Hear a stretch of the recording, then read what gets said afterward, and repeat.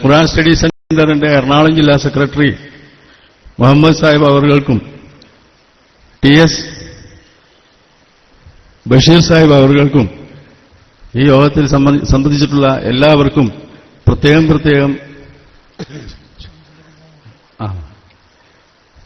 നമ്മുടെ യോഗത്തിൽ സംബന്ധിച്ചിട്ടുള്ള കൗൺസിലർ ഇബ്രാഹിംകുട്ടി സാഹിബ് അവർകൾക്കും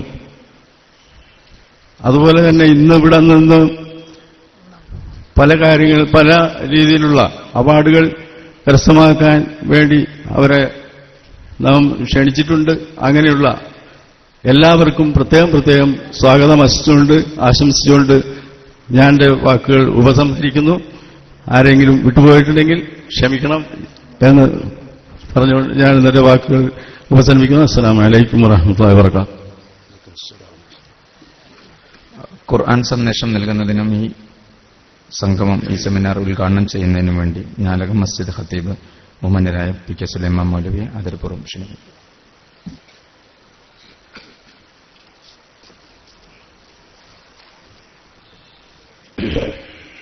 അസ്സലാമു അലൈക്കും.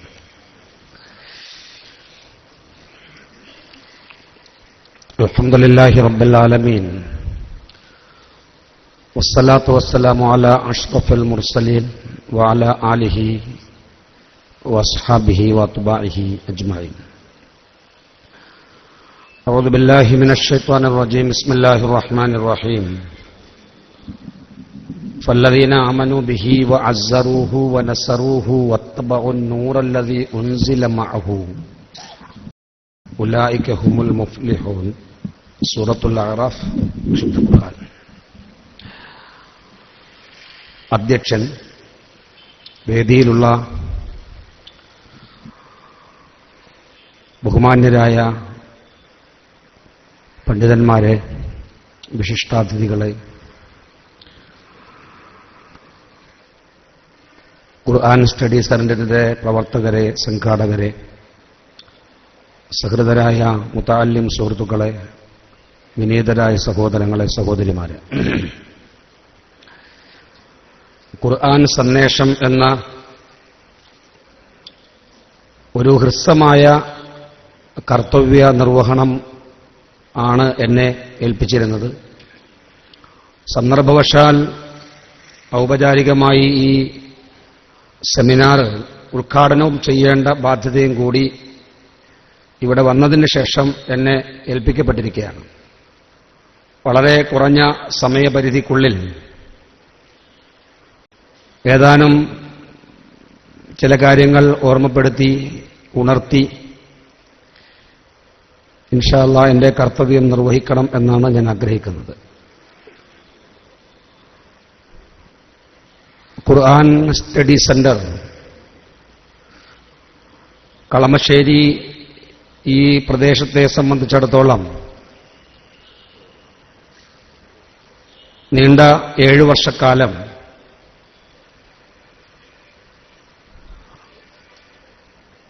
ജനോപകാരപ്രദമായ ഒട്ടനവധി ഖുർആൻ പഠന ക്ലാസുകൾ മുഖേന ധാരാളം സഹോദരങ്ങളെയും സഹോദരിമാരെയും ഖുർആനിന്റെ വക്താക്കളാക്കാനും ജീവിതത്തിൽ ഒരു ദിശാബോധം ഖുർആനികമായ സന്ദേശത്തിലൂടെ ലഭ്യമാക്കാനും ഇതിന്റെ സംഘാടകർക്ക് കഴിഞ്ഞിട്ടുണ്ട് എന്ന നിലയിൽ അവർക്ക് എക്കാലവും അഭിമാനിക്കാം. ബഹുമാന്യരായ സഹോദരങ്ങളെ, ഖുർആന്റെ ഏറ്റവും ശ്രദ്ധേയമായ ഒരു സന്ദേശം ഖുർആൻ സമൂഹത്തിന്റെ മുന്നിൽ വയ്ക്കുന്ന അതിന്റെ സന്ദേശമാണ്. ലോകത്തൊരുപാട് വിപ്ലവങ്ങൾ നടന്നിട്ടുണ്ട്. പല പോരാട്ടങ്ങൾക്കും നമ്മുടെ ഈ ഭൂമി സാക്ഷ്യം വഹിക്കുകയും ചെയ്തിട്ടുണ്ട്. ആ പോരാട്ടങ്ങൾക്കും വിപ്ലവങ്ങൾക്കുമെല്ലാം പ്രചോദനമായി വർത്തിച്ചത് സമൂഹത്തിൽ സമ്പത്തിനു വേണ്ടി, അധികാരത്തിനു വേണ്ടി ഭൂപ്രദേശങ്ങൾ വെട്ടിപ്പിടിക്കാൻ വേണ്ടി, സാമ്രാജ്യത്വത്തിനു വേണ്ടി, വിവിധോദ്ദേശങ്ങൾക്കായി ധാരാളം വിപ്ലവങ്ങൾ, പോരാട്ടങ്ങൾ, ആ പോരാട്ടങ്ങളുടെ ഫലമായി ഒട്ടനവധി മരണങ്ങൾ, ഇതൊക്കെ നടന്ന ചരിത്രമുള്ള ഒരു ഭൂമിയിലാണ് നാം ജീവിക്കുന്നത്. ഖുർആൻ നടത്തിയ വിപ്ലവം ഖുർആന്റെ ആശയങ്ങളും സന്ദേശങ്ങളും സമൂഹത്തിന്റെ മുമ്പാകെ തുറന്നു വെച്ചുകൊണ്ടാണ്. ഖുർആൻ മുന്നിൽ വച്ച ഏറ്റവും ശ്രദ്ധേയമായ സന്ദേശം ഏകദൈവീകത, ഏകമാനവീകത, സമ്പൂർണമായ നിയമം. പ്രധാനമായും ഈ 3 സന്ദേശമാണ് ലോകത്തിന്റെ മുമ്പാകെ ഖുർആൻ സമർപ്പിച്ചത്. ആ സന്ദേശം കൊണ്ടാണ് അത്ഭുതങ്ങൾ സൃഷ്ടിച്ചത് പരിശുദ്ധ ഖുർആൻ. മുഹമ്മദ് മുസ്തഫ സല്ലല്ലാഹു അലൈഹി വസല്ലമ തങ്ങൾ ലോകത്തിന്റെ മുമ്പിൽ സമർപ്പിച്ച ഈ 3 ശ്രദ്ധേയമായ സന്ദേശങ്ങളുടെ, പ്രമേയങ്ങളുടെ സമാഹാരം ഖുർആനിലൂടെ തന്നെ സമൂഹത്തെ ധരിപ്പിച്ചുകൊണ്ടാണ് ലോകത്ത് ഖുർആനിന്റേതായ ഒരു അത്ഭുതം തന്നെ സൃഷ്ടിച്ചത്. ലാ ഇലാഹ ഇല്ലല്ലാഹ്, അത് ഖുർആനിന്റെ ഏറ്റവും പ്രാഥമികമായ ഒരു പ്രമേയമാണ്. ഏക ദൈവീകത, അണുകിട അതിൽ നിന്നും വ്യതിചലിക്കാതെ ഈ കാണുന്ന പ്രപഞ്ചം, ഈ പ്രപഞ്ചമഖിലം സർവാത്മന ഏകനായ അള്ളാഹുവിന്റെ, അവന്റെ ഏകത്വം അംഗീകരിച്ചുകൊണ്ട് തന്നെ എല്ലാവരും, സർവമനുഷ്യരും, ഈ പ്രപഞ്ചത്തിലെ സകല വസ്തുക്കളും അള്ളാഹുവിന്റെ ഈ ഏകദൈവത്വത്തെ അംഗീകരിക്കുക, അംഗീകരിച്ച് ജീവിക്കുക എന്ന സന്ദേശമാണ് ഖുർആൻ ലോകത്തിന്റെ മുമ്പിൽ സമർപ്പിച്ചത്. രണ്ടാമതായി ഖുർആൻ നടത്തിയ സന്ദേശം ഏകമാനവികതയാണ്. യാ അയ്യുഹൻ നാസ് ഇന്നാ ഖലഖനാകും മിൻ ദക്കരിൻ വ ഉൻസ വജഅൽനാകും ശുഊബൻ വ ഖബായില ലിതആറഫു. അല്ലയോ മനുഷ്യ സമൂഹമേ, ആദം ഹവ്വ എന്ന ഒരു ദമ്പതികളിൽ നിന്നാണ് ഞാൻ നിങ്ങളെ മുഴുവൻ പേരെയും സൃഷ്ടിച്ചത്. എല്ലാവരുടെയും പിതാവും മാതാവും ഒന്നാണ്. എല്ലാവരും ആദമിന്റെ സന്തതികളാണ്, ഹവ്വയുടെ മക്കളാണ്. വജഅൽനാകും ശുഊബൻ വ ഖബായില ലിതആറഫു. നിങ്ങൾക്കൊരു മേൽവിലാസമുണ്ടാകാനും ഒരു അഡ്രസ് ഉണ്ടാകാനും നിങ്ങൾക്ക് പരസ്പരം പരിചയപ്പെടാനുള്ള എളുപ്പത്തിനും സൗകര്യത്തിനും വേണ്ടിയാണ് നിങ്ങൾ വിവിധ ഗോത്രങ്ങളും വിവിധ സമൂഹങ്ങളുമായി തിരിഞ്ഞത് എന്ന് ഖുർആൻ സമൂഹത്തെ പഠിപ്പിക്കുന്നു. ഇന്ന അക്രമക്കും ഇൻദല്ലാഹി അത്ഖാക്കും. ഈ വർത്തമാനകാല നൂറ്റാണ്ടിൽ പോലും ജാതീയത നിലനിൽക്കുന്ന ഒരു സമൂഹത്തിന്റെ മുമ്പിലാണ് നാം ജീവിക്കുന്നത്. മാനവീകതയുടെ ഒരു ഏകീകൃതമായ സ്വഭാവം, ഒരു കോമൺ സ്വഭാവം, എല്ലാ മനുഷ്യരും ഒരാളാണ്, മനുഷ്യരെല്ലാം ഒന്നാണ്. കുല്ലുക്കും മിൻ ആദം വ ആദമു മിന തുറാബ്. നിങ്ങളെല്ലാവരും ആദമിന്റെ സന്താനങ്ങളാണ്. ആദമോ മണ്ണിൽ നിന്നും സൃഷ്ടിക്കപ്പെട്ടതാണ്. നബി സല്ലല്ലാഹു അലൈഹി വസല്ലമ തങ്ങൾ സമൂഹത്തെ ബോധ്യപ്പെടുത്തിയ ഒരു യാഥാർത്ഥ്യമല്ലേ ഇത്? ഈ യാഥാർത്ഥ്യത്തിന്റെ ഏറ്റവും പ്രകടമായ ഒരു രൂപമാണ് ഖുർആൻ ലോകത്തിന്റെ മുമ്പിൽ സമർപ്പിച്ചത്, ഏകമാനവികത. ഈ മാനവികതയുടെ പിന്നിൽ നിന്നുകൊണ്ടാണ് സമൂഹത്തെ നയിച്ചത് ഖുർആൻ. ഖുർആൻ നടത്തിയ വിപ്ലവത്തിന്റെ ഏറ്റവും ശ്രദ്ധേയമായ നേട്ടം അതുതന്നെയായിരുന്നു. ആ ഒരു വിപ്ലവാത്മകമായ ഒരു സന്ദേശത്തിലേക്ക് ജനങ്ങളെ കൂട്ടിക്കൊണ്ടുവരുവാൻ പരിശുദ്ധമായ ഖുർആൻ ഷരീഫിന് സാധിച്ചു എന്നതാണ്. ഞാൻ അതിന്റെ വിശദാംശങ്ങളിലേക്കൊന്നും കടക്കുന്നില്ല.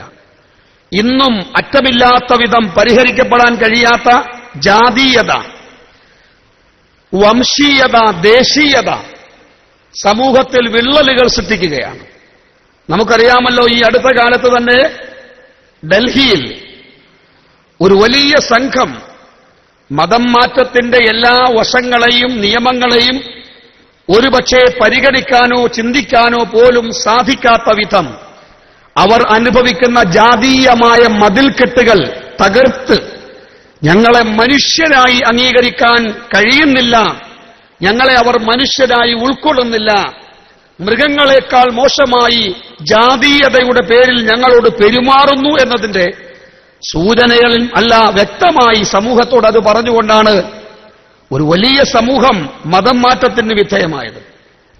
2015 നാം ജീവിക്കുന്ന ഈ IT ലോകത്ത് ലോകം മുഴുവനും ഒരേ സംസ്കാരത്തിൽ മുന്നോട്ടു പോകണം എന്ന് ചിന്തിക്കുന്ന ആധുനിക സയന്റിസ്റ്റുകളുടെ ലോകത്ത്, ശാസ്ത്ര സാങ്കേതിക ലോകത്ത് മനുഷ്യൻ എത്തിപ്പിടിക്കാൻ ഇനി ഒരു ലോകവും ഇല്ല എന്ന് അഭിമാനിക്കുന്ന ലോകത്ത് ചന്ദ്രമണ്ഡലത്തിലേക്കും ചൊവ്വാഗ്രഹത്തിലേക്കുമൊക്കെയുള്ള പഴയകാല ദൂരം കുറച്ച് അതെല്ലാം മനുഷ്യന്റെ ജീവിതോപാധിക്ക് ഉപയോഗപ്പെടുത്താൻ ചിന്തിക്കുന്ന കാലത്ത് വിദ്യാഭ്യാസ വിചക്ഷണന്മാരുടെ നൂറ്റാണ്ടിൽ ആളുകൾക്കിടയിൽ ജാതീയമായ മതിൽക്കെട്ടുകൾ ഉണ്ടാക്കി അകലങ്ങൾ സൃഷ്ടിച്ച് തൊട്ടുകൂടാത്തവരും തീണ്ടിക്കൂടാത്തവരും പരസ്പരം കാണാനും അടുക്കാനും കഴിയാത്ത വിധം അകൽച്ച സൃഷ്ടിക്കുന്ന ലോകത്ത് പരിശുദ്ധ ഖുർആൻ ലോകത്തിന് സമർപ്പിച്ച ഏറ്റവും വലിയ ഒരു സന്ദേശമായിരുന്നു ഏകമാനവികതയുടെ സന്ദേശം എന്ന് പറയുന്നത്.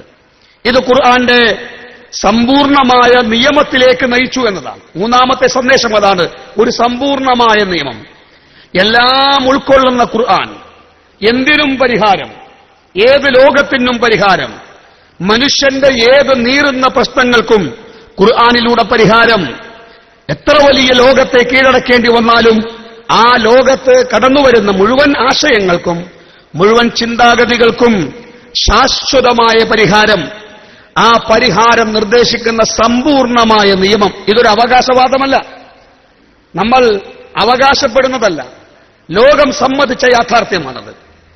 ഉന്നതരായ ശാസ്ത്രജ്ഞന്മാർ അംഗീകരിച്ച നഗ്നമായ സത്യം. ഖുർആൻ പറയാത്ത, ഖുർആൻ തൊട്ടുനോക്കാത്ത, ഖുർആൻ നിർദ്ദേശിക്കാത്ത, പരിശുദ്ധമായ ഖുർആൻ പരിഹാരം കാണാത്ത ഒന്നും ലോകത്തില്ല എന്നത് നമ്മുടെ മാത്രം അവകാശവാദമല്ല, അത് ഖുർആൻ നടത്തിയ വിപ്ലവാത്മകമായ ഒരു സന്ദേശത്തിന്റെ വിജയമായിരുന്നു. അപ്പൊ ഞാൻ പറഞ്ഞു വന്നത്, ഖുർആൻ സമൂഹത്തിന്റെ മുമ്പിൽ വെച്ച ഈ 3 അടിസ്ഥാന മൗലികമായ സന്ദേശം, ഏകദൈവികത, ഏകമാനവികത, സമ്പൂർണമായ നിയമം, ഇത് 3ഉം കൊണ്ടാണ് ഖുർആൻ ലോകത്ത് അത്ഭുതം സൃഷ്ടിച്ചത് എന്ന് വരുമ്പോൾ ആ ഖുർആന്റെ പഠിതാക്കളാണ് നമ്മൾ. പരിശുദ്ധ ഖുർആൻ പറയുന്നത് 100 എന്നാണ്. ഖുർആനുമായി ബന്ധപ്പെട്ട് പരിശുദ്ധ ഖുർആനിൽ 73ഓളം സ്ഥലങ്ങളിൽ 100 എന്ന പ്രയോഗം കാണാം. ആ 73 സ്ഥലങ്ങളിൽ അധികവും 100 എന്ന പ്രയോഗം പരിശുദ്ധ ഖുർആനിനെ സംബന്ധിച്ചാണ്. അള്ളാഹു പറയുന്നു, ഫല്ലദീന ആമനൂ ബിഹി, മുഹമ്മദ് നബി സല്ലല്ലാഹു അലൈഹി വസല്ലമ തങ്ങളെ കൊണ്ട് വിശ്വസിക്കുന്നവർ, വഅസ്സറൂഹു, പ്രവാചകനെ ബഹുമാനിക്കുന്നവർ, വത്തബഉൻ നൂറല്ലദീ ഉൻസില മഅഹു, പ്രവാചകരോടൊപ്പം അല്ലാഹു തആല അവതീർണമാക്കിയ നൂറാകുന്ന പ്രകാശമാകുന്ന പ്രകാശധാരയാകുന്ന ഖുർആനിനെ അനുധാവനം ചെയ്യുന്നവർ, ഉലൈക ഹുമുൽ മുഫ്ലിഹൂൻ, അവരാണ് വിജയികൾ. നബി സല്ലല്ലാഹു അലൈഹി വസല്ലമ തങ്ങൾക്ക് നൽകിയ പ്രവാചകനിലൂടെ സമ്പൂർണമായി അവതീർണമാക്കിയ ഖുർആനിനെ 100 എന്ന അല്ലാഹു തആല ഇവിടെ ഉപയോഗിച്ചിരിക്കുന്നു. അതൊരു പ്രകാശമാണ്. മനുഷ്യന്റെ ജീവിതം എപ്പോഴും പ്രകാശമയമായിരിക്കണമെന്ന് ആളുകൾ ആഗ്രഹിക്കുന്നു. സമ്പൽ സമൃദ്ധമായ ജീവിതമായിരിക്കണമെന്ന് എല്ലാവരും ആഗ്രഹിക്കുന്നു. എല്ലാ മനുഷ്യരുടെയും ആഗ്രഹം അതാണ്, പ്രകാശപൂരിതമായ ജീവിതം. അത് കേവലം ഒരു സാമ്പത്തികമായ ഉയർച്ചയിൽ മാത്രമല്ല, അവന്റെ മാനസികമായ സന്തോഷം, മാനസികമായ സംതൃപ്തി, കുടുംബത്തിന്റെ സംതൃപ്തി, സാമ്പത്തികമായ അച്ചടക്കം, അതേപോലെ തന്റെ ജീവിത മേഖലകൾ അഖിലവും തനിക്ക് ആശ്വാസവും സമാധാനവും നൽകുന്ന സമാധാനപൂർണമായ ഒരു ജീവിതം, ഇതാണ് എല്ലാവരും ആഗ്രഹിക്കുന്നത്. അതിന്റെ ബദൽ എന്ന ഇരുൾ മുറ്റിയ ജീവിതം എന്നതാ. പ്രകാശത്തിന്റെ എതിരായി ഇരുളടഞ്ഞ ജീവിതം, അതാരും ആഗ്രഹിക്കുന്നില്ല. എല്ലാവരുടെയും ആഗ്രഹം തന്റെ ജീവിതം പ്രകാശമയമായിരിക്കണം. പക്ഷെ ഖുർആൻ നൽകുന്നത് മനുഷ്യന്റെ ദുന്യവിയായ ജീവിതം മാത്രമല്ല, അവന്റെ ബർസഖും അവന്റെ ഖബറും അവന്റെ ആഖിറവും വെളിച്ചം നൽകുന്നതാണ് ഖുർആൻ ഷരീഫ് എന്നതാണ്. ഖുർആന്റെ വീക്ഷണപ്രകാരം മനുഷ്യ ജീവിതത്തിന് 3 ഘട്ടങ്ങളുണ്ട്: ദുനിയാവ്, ബർസഖ്, ആഖിറം. ദുനിയാവ് മനുഷ്യന്റെ ഈ ലോക ജീവിതം, ബർസഖ് അവന്റെ മരണാനന്തര ഖബർ ജീവിതം, അതൊരു ഇടവേള. ഖബർ ജീവിതത്തിന് ശേഷം പിന്നെ ഒരു പുനരുദ്ധാരണ നാൾ, പരലോക ജീവിതം. ഇങ്ങനെ 3 ഘട്ടമാണ് ഖുർആന്റെ വീക്ഷണപ്രകാരം മനുഷ്യന്റെ ജീവിതം. ഈ 3 ഘട്ടങ്ങളിലും പ്രകാശം പരത്തുന്നു ഖുർആൻ ഷരീഫ്. ഞാൻ ഒരു ഹദീസ് നിങ്ങളുടെ മുമ്പാകെ വെക്കാൻ ആഗ്രഹിക്കുന്നു. അനിൽ ഹാരിസ് അൽ-അഅ്വർ റളിയല്ലാഹു തആല അൻഹു ഖാൽ മറർതു ഫിൽ മസ്ജിദ്. ഞാൻ ഒരിക്കൽ പള്ളിയിലേക്ക് ഇങ്ങനെ നടന്നു കയറുകയാണ്. പള്ളിയിലേക്ക് നടന്നു കയറുമ്പോൾ ഫൈദൻ നാസു യഖൂലൂന ഫിൽ ഹദീസ്.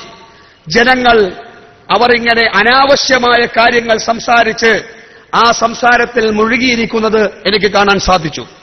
അതൊരു ഇഷ്ടമല്ലാത്ത കാര്യമായി എനിക്ക് തോന്നി. അനാവശ്യമായ സംസാരങ്ങൾ, ആവശ്യമില്ലാത്ത കാര്യങ്ങളിൽ ഇടപെട്ട് പള്ളിയോ പള്ളിയുടെ പവിത്രതയോ പള്ളിയുമായി ബന്ധപ്പെടുമ്പോൾ ഒരു മനുഷ്യന്റെ മനോമുഖരത്തിൽ ഉണ്ടാകേണ്ടുന്ന ആശയങ്ങൾക്കോ വിരുദ്ധമായി അനാവശ്യമായ സംസാരങ്ങളിൽ വ്യാപൃതരായ ആളുകളെ കണ്ടപ്പോൾ ഞാൻ അലി തങ്ങളോട് പറഞ്ഞു ഈ വിവരം. അലി റളിയല്ലാഹു തആല അൻഹു ചോദിച്ചത് അവക്കത് ഫാലൂഹ, അവരങ്ങനെ ചെയ്തോ? അപ്പോ പ്രവാചക തിരുമേനിയുടെ കാലഘട്ടത്തിൽ പ്രവാചക ശിക്ഷണം കിട്ടിയവർ പ്രവാചക തിരുമേനിയുടെ പള്ളിയിൽ അക്കാലത്ത് അത്തരം ഒരു ചെറിയ സമീപനമുണ്ടായപ്പോൾ അലി തങ്ങൾ ചോദിച്ചത് അവക്കത് ഫാലൂഹ, അവർ അത്തരം ഒരു അപരാധം ചെയ്യാൻ മുതിർന്നോ? ഇന്നി സമീഅതു റസൂലുള്ളാഹി സ്വല്ലല്ലാഹു അലൈഹി വസല്ലം യഖൂൽ, പ്രവാചക തിരുമേനി പറയുന്നതായി ഞാൻ കേട്ടിട്ടുണ്ട്, ഇന്നഹാ സതകൂനു ഫിത്ന, ധാരാളം ഫിത്നകൾ പിൽക്കാലത്തുണ്ടാകും. നബി സല്ലല്ലാഹു അലൈഹി വസല്ലമയുടെ ദീർഘവീക്ഷണം, ഒരു പ്രവചനം. ഫിത്നകൾ ഉണ്ടാകും, ഒരുപാട് ഫസാദുകളും ഫിത്നകളും ഉണ്ടാകും. ആ ഫിത്നയുടെ ഭാഗമാകെ ഈ വക അനാവശ്യമായ സംസാരത്തിൽ ഏർപ്പെടൽ. അപ്പോ ഹാരിസ് റളിയല്ലാഹു അൻഹു ചോദിച്ചു, അല്ല അലി തങ്ങൾ, മൽ മുഖ്രിജു മിൻഹ, അതിൽ നിന്നും രക്ഷപ്പെടാൻ എന്താണ് മാർഗം? ഇത്തരം ഫിത്നകളും നാശങ്ങളും ഒക്കെ മനുഷ്യരെ ബാധിക്കുന്ന ഈ സാഹചര്യത്തിൽ അതിൽ നിന്നും മുക്തി നേടാൻ എന്താണ് മാർഗം എന്ന് ചോദിച്ചപ്പോൾ അലി റളിയല്ലാഹു അൻഹു പറഞ്ഞ മറുപടി കിതാബുല്ലാഹ്, അള്ളാഹുവിന്റെ കലാമായ ഖുർആനാണ്. അപ്പൊ ഖുർആൻ മനുഷ്യന് സമാധാനവും ശാന്തിയും നൽകുന്നു. ഖുർആന്റെ വായന, ഖുർആന്റെ തിലാവത്ത്, ഖുർആന്റെ ദിറാസത്ത്, ഖുർആന്റെ ഹിഫാലത്ത്, ഖുർആന്റെ ഇമാമത്ത്, 4 നിലക്കുള്ള ബന്ധമാണ് ഖുർആനുമായി സമൂഹം പുലർത്തേണ്ടത്. ഖുർആൻ തിലാവത്തിനുള്ളതാണ്, വെറുതെ പാരായണം, അർത്ഥമറിയാത്ത പാരായണം. അർത്ഥമറിയാത്ത പാരായണത്തിന് മാത്രം ഉപയോഗിക്കുന്ന ഒരു പദപ്രയോഗമാണ് തിലാവത്ത് എന്ന പദപ്രയോഗം. ധാരാളം സ്ഥലങ്ങളിൽ ഇന്നല്ലദീന യത്ലൂന കിതാബല്ലാഹ്, നമുക്കറിയാം ഇന്ന് ഖുർആൻ വെറുതെ ഓതിയാൽ ഒരു പുണ്യവും കിട്ടുകയില്ല എന്ന് പറഞ്ഞ് പ്രചരിപ്പിക്കുന്ന കാലമാണ്. ഖുർആൻ അങ്ങനെ ഓതാനുള്ളതല്ല, ഖുർആൻ ഓതാനുള്ളത് തന്നെയാണ്. ഖുർആൻ നോക്കിയിരിക്കാനുള്ളതാണല്ലോ, നാം അങ്ങനെയല്ലേ പഠിച്ചിട്ടുള്ളത്. നോക്കിയിരുന്നാൽ, വെറുതെ നോക്കിയിരുന്നാൽ പുണ്യം കിട്ടുന്ന 3 വസ്തുക്കളിൽ പ്രഥമ സ്ഥാനമാണ് ഖുർആൻ ഷരീഫിനുള്ളത്. ഖുർആൻ പഠിക്കാനുള്ളതാണ്, പക്ഷേ ഖുർആൻ ഓതാനുള്ളതാണ്. ഖുർആന്റെ വെറും പാരായണം, ഹദീസിൽ തന്നെ കാണാം, സമയമില്ല, അർത്ഥം അറിഞ്ഞും അർത്ഥമറിയാതെയും അതിന്റെ അർത്ഥത്തിന്റെ ഒരു അംശം പോലും തിരിയാതെയും പരിശുദ്ധമായ ഖുർആൻ ഷരീഫിന്റെ പാരായണത്തിന് പറയുന്ന ഒരു പദപ്രയോഗമാണ് തിലാവത്ത് എന്ന് പറയുന്നത്. അത് വെറുതെ പാരായണം. ആ പാരായണത്തിന് ഒരുപാട് മഹത്വമുണ്ട്, അതിനൊരുപാട് കൂലിയുണ്ട്. അത് ഖബറിലാകട്ടെ, മയ്യത്തിന്റെ മുമ്പിലാകട്ടെ, മരണാനന്തര ജീവിതത്തെ കണ്ടുകൊണ്ടാകട്ടെ, അവനവന്റെ ജീവിത മേഖലകളിലാകട്ടെ, പള്ളികളിലാകട്ടെ, വീടുകളിലാകട്ടെ, ഓഫീസ് റൂമുകളിലാകട്ടെ, എല്ലാ രംഗത്തും ഖുർആന്റെ ഒരൽപ്പം അജണ്ട, അല്ലെങ്കിൽ ഖുർആന്റെ പാരായണത്തിന്റെ അജണ്ട. ആ നിലയിൽ ഖുർആനുമായി ഒന്നാമത്തെ ബന്ധം തിലാവത്തിലൂടെയുള്ള ബന്ധമാണ്, പാരായണ ബന്ധം. രണ്ടാമത്തെ ബന്ധമാണ് ദിറാസത്ത്, അഥവാ ഖുർആൻ പഠിക്കുക, ഖുർആന്റെ ആശയം ഗ്രഹിക്കുക. ഖുർആൻ പാരായണത്തോടൊപ്പം തന്നെ ഖുർആൻ മുമ്പോട്ട് വച്ച ആശയങ്ങൾ ഗ്രഹിക്കാൻ പഠിക്കുക. അതൊരു പഠിതാവായിക്കൊണ്ട് ഗ്രഹിക്കുക, ഒരു അധ്യാപകരിൽ നിന്നും ശ്രദ്ധിക്കുക. അല്ലെങ്കിൽ ഖുർആന്റെ പരിഭാഷകൾ വായിച്ചുകൊണ്ട് ഖുർആൻ എന്ത് സന്ദേശമാണ് ലോകത്തിന് നൽകിയത് അത് പഠിക്കാൻ വേണ്ടി സമയം കണ്ടെത്തുക. അതിനാണ് ദിറാസത്ത് എന്ന് പറയുന്നത്. അത് രണ്ടാമത്തെ ബന്ധമാണ് സമൂഹത്തിന് ഉണ്ടാകേണ്ടത്. മൂന്നാമത്തെ ബന്ധം ഹിഫാള, ഖുർആൻ മനഃപ്പാഠമാക്കൽ. ഖുർആൻ മുഴുവൻ മനഃപ്പാഠമാക്കിയ ആയിരക്കണക്കിന് ആളുകൾ. അതൊരു അത്ഭുതം തന്നെയാണല്ലോ. ലോകത്തിന്നുവരെ ഒരു മതഗ്രന്ഥത്തിന്റെ ഇത്തരം ഒരു സാഹചര്യം ഉണ്ടായിട്ടില്ല. ഇതൊരു അവകാശവാദമല്ല. മതഗ്രന്ഥങ്ങൾ അനവധിയുണ്ട്. ആ മതഗ്രന്ഥങ്ങൾ ഖുർആൻ മനഃപ്പാഠമാക്കിയ, ഹാഫിളീങ്ങളെ പോലെ മനഃപ്പാഠമാക്കിയ ഒരാളെ ലോകത്തിന്നുവരെ കാണാനോ മനസ്സിലാക്കാനോ കഴിഞ്ഞിട്ടില്ല. എന്റെ അറിവാണ് ഞാൻ പറയുന്നത്. ഒരു മതഗ്രന്ഥം, ആ നിലയിൽ ഒരു മതഗ്രന്ഥം മനഃപ്പാടമാക്കി ഖുർആൻ എവിടെന്നും എപ്പോഴും. ഇന്നലെ തന്നെ തായ്ക്കാട്ടുകരയിൽ ഒരു പ്രോഗ്രാം നടന്നു. നിങ്ങൾ വായിച്ചു കാണും. വർക്കല സ്വദേശിയായ ഒരു പയ്യൻ, ഒരു കൊച്ചു പയ്യൻ, ഞാൻ വിശദീകരിക്കുന്നില്ല, ആ കാര്യങ്ങൾ നമുക്കറിയാവുന്നതാണ്. ഖുർആൻ കൊച്ചുനാളിൽ 3-ാമത്തെ വയസ്സിൽ, 4-ാമത്തെ വയസ്സിൽ, 5-ാമത്തെ വയസ്സിൽ വെറുതെ കരയുന്ന, ശല്യമുണ്ടാക്കുന്ന കുട്ടിക്ക് എന്തു കൊടുത്താലും കരച്ചിൽ മാറുന്നില്ല. അബ്ദുറഹ്മാൻ സുദൈസിന്റെ ഖുർആൻ പാരായണത്തിന്റെ കാസറ്റ് ആ കുട്ടിയുടെ മുമ്പാകെ തുറന്നു വെച്ചാൽ കരച്ചിൽ അവസാനിക്കും. അത് കേട്ട് ആ കുട്ടി വളർന്നു. അബ്ദുറഹ്മാൻ സുദൈസിന്റെ ഖിറാഅത്ത് അതേപടി പഠിച്ചു. ആ നിലയിൽ ഖുർആൻ മനഃപ്പാഠമാക്കി. ആ കൊച്ചുകുട്ടിയെ അബ്ദുറഹ്മാൻ സുദൈസ് തന്നെ നേരിട്ട് മക്കയിലേക്ക് വിളിപ്പിച്ചു.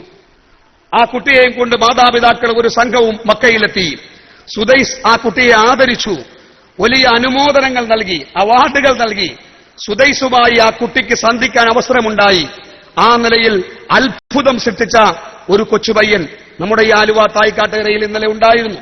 എവിടെ ഓതിയാലും അതിന്റെ ബാക്കി ഓതാൻ, ആയത്ത് പറഞ്ഞാൽ ഖുർആൻ എവിടെയാണെന്ന് പറയാൻ, ആയത്തിന്റെ തല ഓതിയാൽ അവസാനം ഓതാൻ, അവസാനം പറഞ്ഞാൽ ആദ്യം ഓതാൻ എന്നുവേണ്ട അത്ഭുതങ്ങൾ കൊണ്ട് അമ്മാനമാടുന്ന ഒരു കുട്ടിയാണ് വർക്കല സ്വദേശിയായ ജനാബ് മുഹമ്മദ്.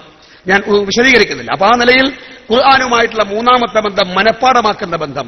നമുക്ക് കഴിയുന്ന സൂറകൾ, സൂറത്തുൽ വാഖിയ, സൂറത്തുൽ മുൽക്ക്, സൂറത്തു യാസീൻ, അങ്ങനെ തുടങ്ങിയ ഖുർആൻ, അത് മനഃപ്പാഠമാക്കുന്ന ബന്ധം. 4-ാമത്തെ ബന്ധം ഇമാമത്ത്.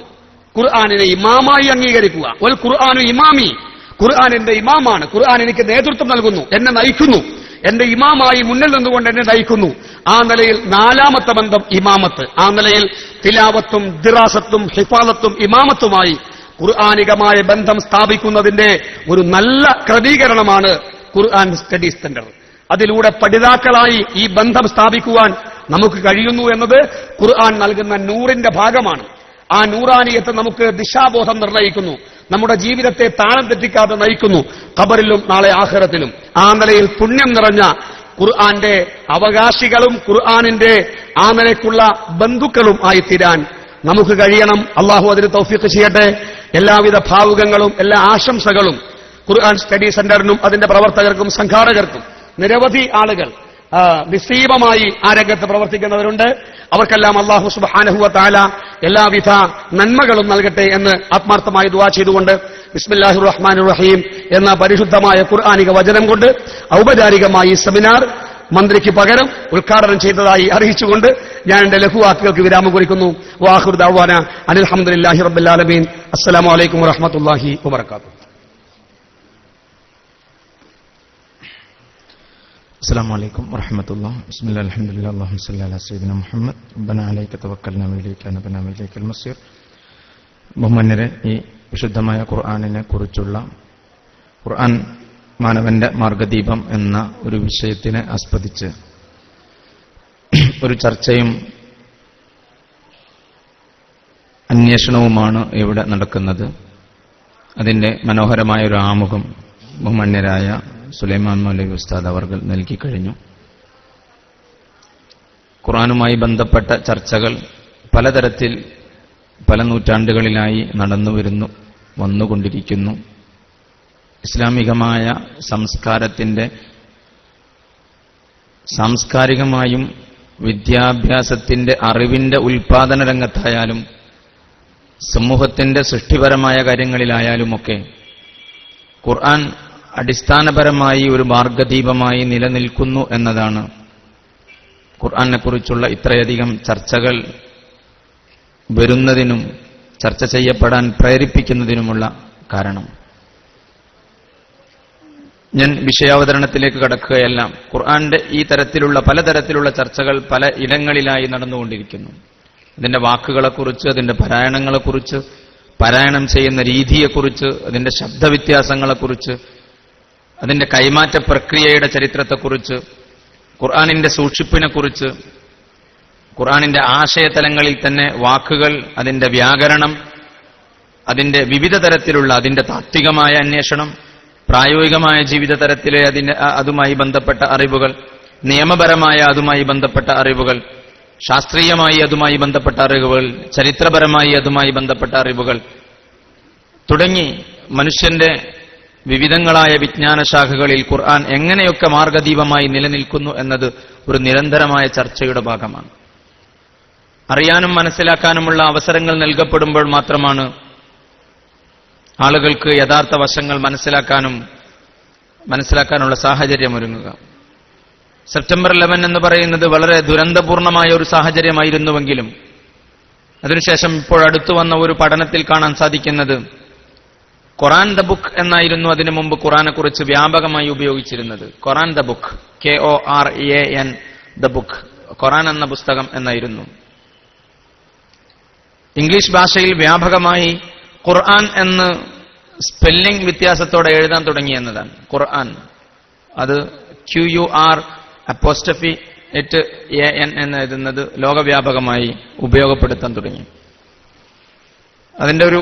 അതിനുമായിട്ടുള്ള ഒരുപാട് ജ്ഞാന അന്വേഷണങ്ങൾ ഒരുപാട് തരത്തിൽ നടന്നുകൊണ്ടിരിക്കുന്നു. ഖുർആനെ കുറിച്ച് തന്നെ ഏറ്റവും വലിയ പഠനങ്ങളായിട്ട് ഇന്ന് ലോകം കാണുന്നത് ലെയ്ഡൻ യൂണിവേഴ്സിറ്റിയുടെ അധ്യാപകരുമായി ബന്ധപ്പെട്ട് ബ്രിൽ എന്ന് പറയുന്ന ലോകത്തെ ഏറ്റവും വലിയ അക്കാദമിക പുസ്തകങ്ങളുടെ പ്രസിദ്ധീകരണശാലയായ ഓക്സ്ഫോർഡിനേക്കാളും ഒരുപക്ഷെ ഏറ്റവും വിഖ്യാതമായ രീതിയിൽ ഒരു കാലഘട്ടത്തിൽ അക്കാദമികമായ പുസ്തകങ്ങൾ രചിച്ചിരുന്ന ബ്രിൽ എന്ന് പറയുന്ന നെതർലാൻഡിലെ ഓറിയന്റലിസ്റ്റ് പഠന പ്രക്രിയയുടെ ബാക്ക്ഗ്രൗണ്ടിൽ നിന്ന് ഉയർന്നു വന്ന ഒരു വിദ്യാഭ്യാസ പ്രക്രിയയുടെ ഭാഗമായിട്ട് നിൽക്കുന്ന ബ്രിൽ എന്ന സ്ഥാപനമാണ് 6 വോള്യങ്ങളിൽ ഏറ്റവും ബൃഹത്തായ ഒരു ഖുർആനിക് എൻസൈക്ലോപീഡിയ രചിച്ചിട്ടുള്ളത്. ഖുർആൻ പഠനത്തെക്കുറിച്ച് അതിന്റെ എൻസൈക്ലോപീഡിയയുടെ ആമുഖമായി കൊടുത്തത് തന്നെ ഒരുപക്ഷെ 21ാം നൂറ്റാണ്ടിലെ ഖുർആൻ പഠനത്തിന്റെ ഏറ്റവും വലിയ ആമുഖമായിരിക്കും. അതൊരു ശത്രുതാപരമായ പഠനമോ ഒരു ഇസ്ലാമികമായ പഠനമോ അല്ല, നിഷ്പക്ഷമായ ഒരു പഠനമാണ്. നിപ്പോണെ പോലെ ഒരുപാട് ആളുകൾ ഖുർആൻ പഠനത്തിന് ഒരുപക്ഷെ ഇന്ന് അക്കാദമികമായി ഖുർആനെ പഠിച്ചുകൊണ്ടിരിക്കുന്നത് മുസ്ലിമീങ്ങളെക്കാൾ കൂടുതൽ അമുസ്ലിമീങ്ങളായ പശ്ചാത്യരായ അക്കാദമിക വിദഗ്ധനാണ്. അത്തരത്തിൽ എറണാകുളം പോലെയുള്ള ഒരു പ്രദേശത്ത് ആ ഒരു പട്ടണത്തിന്റെ ഭാഗമായി ഇവിടെ ഖുർആനിന്റെ ഒരു സെമിനാർ സംഘടിപ്പിക്കുന്നതിൽ വളരെ പ്രസക്തിയുണ്ട്. ഓരോ കാലഘട്ടത്തിലും ഖുർആനിനനുസൃതമായ പഠനങ്ങൾ, ഖുർആനിന്റെ വിവിധ തരത്തിലുള്ള പഠനങ്ങൾ നടക്കുകയും ഓരോ നൂറ്റാണ്ടിലും ഖുർആനുമായി ബന്ധപ്പെട്ട വിവിധ തരത്തിലുള്ള തഫ്സീറുകൾ ലഭ്യമാണെങ്കിലും മുസ്ലിം ലോകത്ത് ഒരു റിച്ച് റിപ്പോസിറ്ററി ഓഫ് നോളജ് എന്ന് പറയാവുന്ന തരത്തിൽ അഗാധമായ ഒരു വിജ്ഞാനത്തിന്റെ സാകല്യം തന്നെ, ഒരു സാഗരം തന്നെ ഖുർആനുമായി ബന്ധപ്പെട്ടതുണ്ട്. ഇസ്ലാമിനെക്കുറിച്ചും ഖുർആനെക്കുറിച്ചും നടന്ന ചില പഠനങ്ങളും ലോകത്ത് ലഭ്യമാണ്. അതിന്റെ ചില നാൾവഴികൾ അന്വേഷിക്കുമ്പോൾ തന്നെ അറബിയുമായി യാതൊരു ബന്ധവുമില്ലാത്ത ആളുകളായിരുന്നു ആദ്യ കാലഘട്ടങ്ങളിൽ ഖുർആനെ പരിഭാഷപ്പെടുത്തിയത്.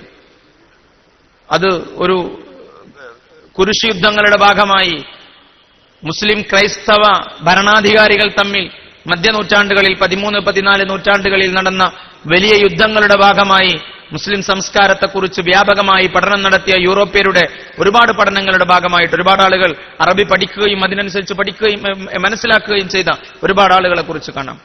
അങ്ങനെ ഉള്ള ഒരു പുതിയ നൂറ്റാണ്ട് കടന്നു വരുമ്പോഴുള്ള ഏറ്റവും വലിയ സൗകര്യം എന്ന് പറയുന്നത് പശ്ചാത്യ ലോകത്ത് അറബി അറിയുന്ന ഒരുപാട് ആളുകളും പൗരസ്ത്യ ലോകത്ത് പശ്ചാത്യരുടെ ഭാഷ അറിയുന്ന ഒരുപാട് ആളുകളും അങ്ങനെ രണ്ടു ഭാഗത്തു നിന്നും തികച്ചും ഇസ്ലാമികമായ ജ്ഞാനശാസ്ത്രങ്ങളിൽ അവഗാഹം നേടുകയും ആധുനികതയുടെ വിജ്ഞാന മണ്ഡലങ്ങളിൽ പ്രഭ പരത്താൻ കഴിയാവുന്ന തരത്തിൽ ജ്ഞാനങ്ങളെ സ്വീകരിക്കുകയും ചെയ്ത ഒരു വിഭാഗം ആളുകളും, മറുഭാഗത്ത് ഭൗതികമായ വിദ്യാഭ്യാസ സംസ്കാരങ്ങളുടെ പ്രതലത്തിൽ നിന്നുയർന്നു വരികയും തികച്ചും അക്കാദമികമായോ മറ്റു താൽപര്യങ്ങളോടോ കൂടെയുള്ള വിദ്യാഭ്യാസ പ്രക്രിയയുടെ ഭാഗമായി നിൽക്കുകയും അതോടൊപ്പം മുസ്ലിം സംസ്കാരങ്ങളെയും മുസ്ലിം ഭാഷയെയും പഠിക്കുന്ന ആളുകൾ ഉണ്ടാവുകയും ചെയ്ത ഒരു പ്രത്യേകമായ സാഹചര്യത്തിലാണ് യൂറോപ്പിൽ റിനൈസൻസുമായും റിഫോർമേഷനുമായും ബന്ധപ്പെട്ട് നവോത്ഥാന പ്രക്രിയകളുമായി ബന്ധപ്പെട്ട് ജീൻ ജാക്കസ് റൂസോയുടെയും മറ്റുമൊക്കെ ഫ്രാൻസിൽ നിന്ന് പുറപ്പെട്ടു തുടങ്ങിയ ആധുനിക ലോകത്തിന്റെ ചിന്താവിപ്ലവങ്ങളുടെ തുടക്കമെന്ന് പറയപ്പെടുന്ന റിനൈസൻസും റിഫോർമേഷനും ഇൻഡസ്ട്രിയൽ റെവല്യൂഷനും സയന്റിഫിക് റെവല്യൂഷനും അതുമായി ബന്ധപ്പെട്ട ജ്ഞാനശാസ്ത്രങ്ങളുടെ നവോത്ഥാനത്തിന്റെ ഉറവിടങ്ങളുമായൊക്കെ ബന്ധപ്പെട്ട് വേദഗ്രന്ഥങ്ങളെ, ദൈവിക ഗ്രന്ഥങ്ങളെന്ന് അവകാശപ്പെടുന്ന ഗ്രന്ഥങ്ങളെ ആധുനിക ശാസ്ത്രത്തിന്റെ മൂലകങ്ങൾ ഉപയോഗിച്ചുകൊണ്ട്, അതിന്റെ റിസർച്ച് ടൂൾസ് ഉപയോഗിച്ചുകൊണ്ട്, അതിന്റെ തിയറികൾ ഉപയോഗിച്ചുകൊണ്ട് പഠിക്കപ്പെടുന്ന ഒരു പ്രത്യേകമായ സാഹചര്യങ്ങൾ ഉണ്ടായത്. അതിന് ഏറ്റവും ആദ്യം വിധേയമായത് ബിബ്ലിക്കൽ സ്റ്റഡീസാണ്, ബൈബിളുകളാണ്. ഫസ്റ്റ് ടെസ്റ്റമെന്റും ഓൾഡ് ടെസ്റ്റമെന്റും ന്യൂ ടെസ്റ്റമെന്റ്സുമാണ്. ആ ഒരു അളവുകോൽ ഉപയോഗിച്ചുകൊണ്ട് മുസ്ലിം ലോകത്തെ വേദഗ്രന്ഥമായ വിശുദ്ധമായ ഖുർആൻ, അതിന്റെ വിശദീകരണമായ തിരുസുന്നത്ത് മുഹമ്മദ് റസൂലുള്ളാഹി സ്വല്ലല്ലാഹു അലൈഹി വസല്ലമ തങ്ങളുടെ ഹദീസുകൾ, ഇതുമായി ബന്ധപ്പെട്ട അനേകം പഠനങ്ങൾ കഴിഞ്ഞ ഒരു നൂറ്റാണ്ടിലായി ഇപ്പോഴും വളരെ വ്യാപകമായി നടന്നുകൊണ്ടിരിക്കുന്നു. ബ്രൂസ് ലോറൻസിന്റെ ദ ബയോഗ്രഫി ഓഫ് ഖുർആൻ മുതൽ, ഖുർആനിന്റെ ഒരു ആത്മകഥ മുതൽ, ഏറ്റവും ചെറിയ, ഏറ്റവും ഹ്രസ്വമായ, ഏറ്റവും മനോഹരമായ ബ്രൂസ് ലോറൻസ്, അദ്ദേഹം അമേരിക്കൻ യൂണിവേഴ്സിറ്റിയിലെ പ്രൊഫസറാണ്. അടുത്ത കാലത്ത് അദ്ദേഹം ഇന്ത്യയിൽ വന്നിരുന്നു.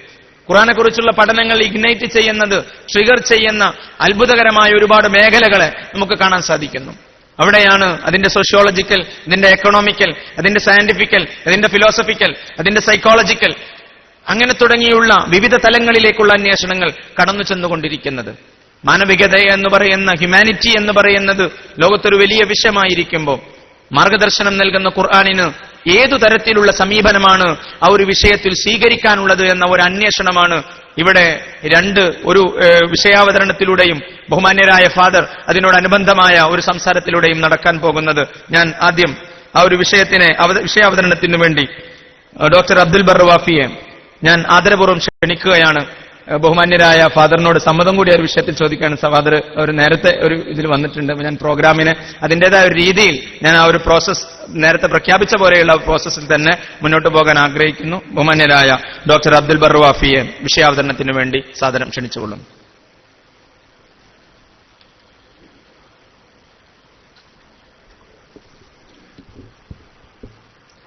അസ്സലാമു അലൈക്കും വറഹ്മത്തുള്ളാഹി വബറകാതുഹു.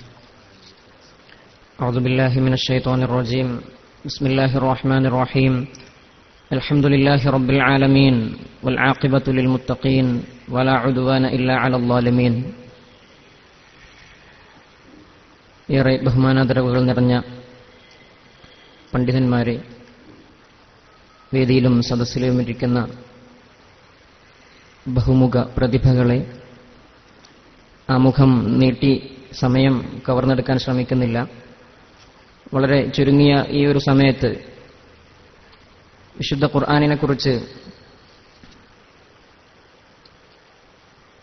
നമ്മൾ കൂടിയിരുന്ന് ആലോചിക്കുകയാണ്.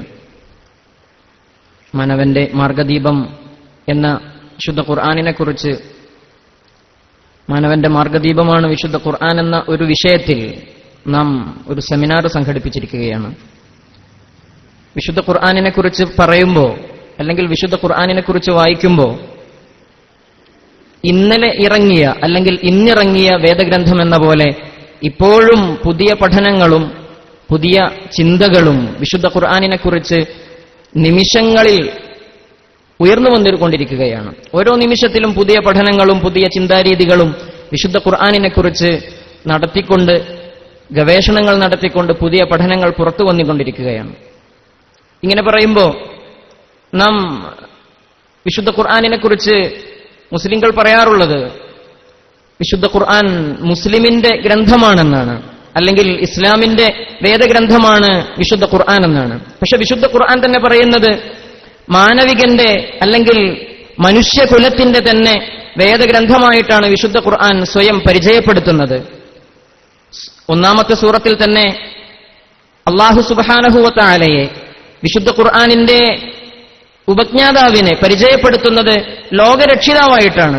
ഒരു ലോകരക്ഷിതാവിന് ഒരിക്കലും ഒരു ഗ്രന്ഥം ജനങ്ങൾക്ക് നൽകുമ്പോൾ ഏതെങ്കിലും ഒരു വിഭാഗത്തിന് നൽകാൻ കഴിയില്ല.